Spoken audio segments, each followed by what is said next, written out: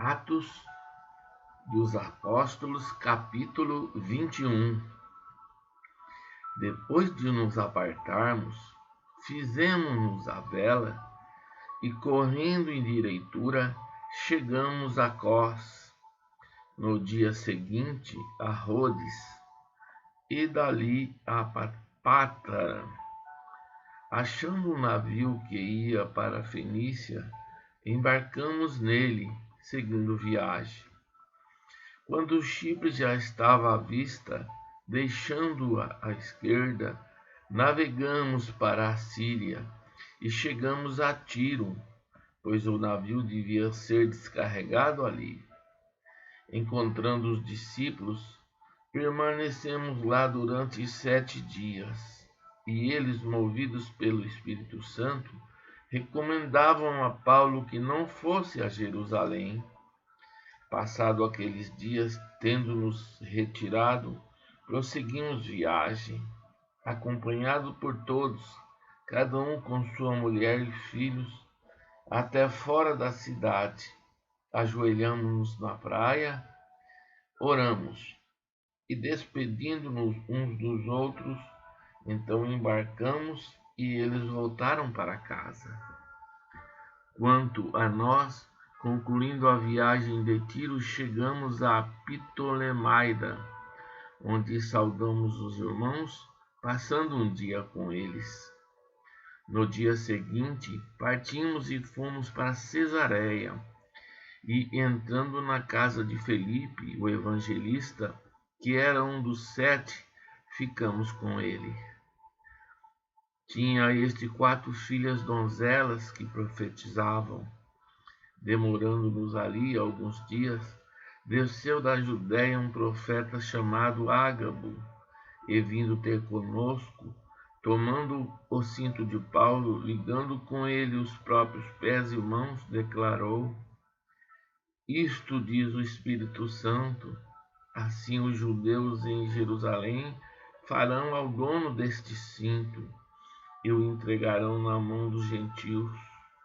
Quando ouvimos estas palavras, tanto nós como os daquele lugar, rogamos a Paulo que não subisse a Jerusalém. Então ele respondeu: Que fazeis chorando e quebrantando-me o coração? Pois estou pronto não só para ser preso, mas até para morrer em Jerusalém pelo nome do Senhor Jesus. Como, porém, não o persuadimos, conformados, dissemos: Faça-se a vontade do Senhor.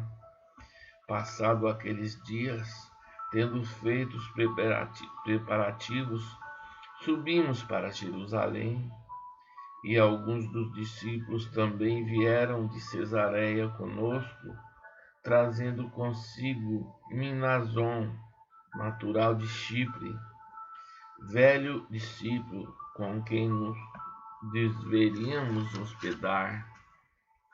Tendo nós chegado a Jerusalém, os irmãos nos receberam com alegria. No dia seguinte, Paulo foi conosco encontrar-se com Tiago, e todos os presbíteros se reuniram. E tendo-o saudado, contou minuciosamente o que Deus fizera entre os gentios por seu ministério.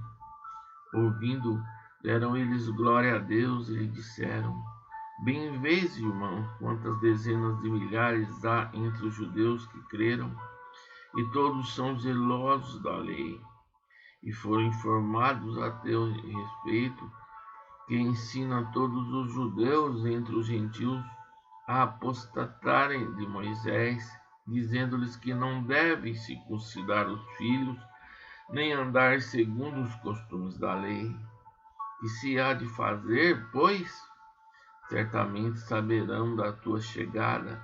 Faze, portanto, o que te vamos dizer. Estão entre nós 4 homens que voluntariamente aceitaram o voto.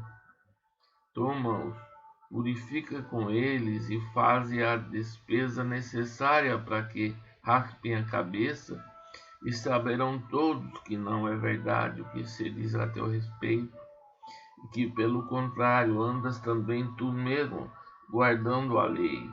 Quanto aos gentios que creram, já lhes transmitindo decisões para que se abstenham das coisas sacrificadas a ídolos, do sangue da carne de animais sufocados e das relações sexuais ilícitas.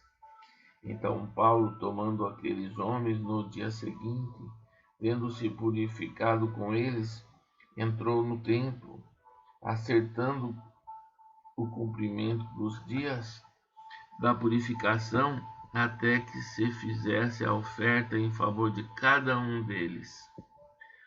Quando já estavam por findar os 7 dias, os judeus vindo da Ásia, tendo visto Paulo no templo, alvoroçaram todo o povo e o agarraram, gritando: Israelita, socorro!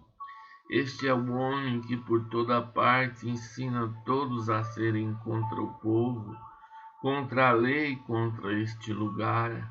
Ainda mais, introduziu até gregos no templo e profanou este recinto sagrado, pois antes tinham visto Trófimo, o Efésio, em sua companhia na cidade, e julgavam que o Paulo introduzira no templo.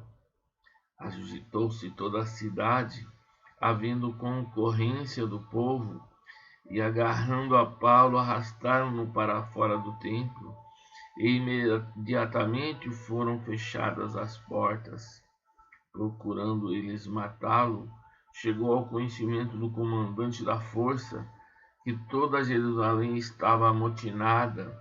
Então este, levando logo soldados e centuriões, correu para o meio do povo.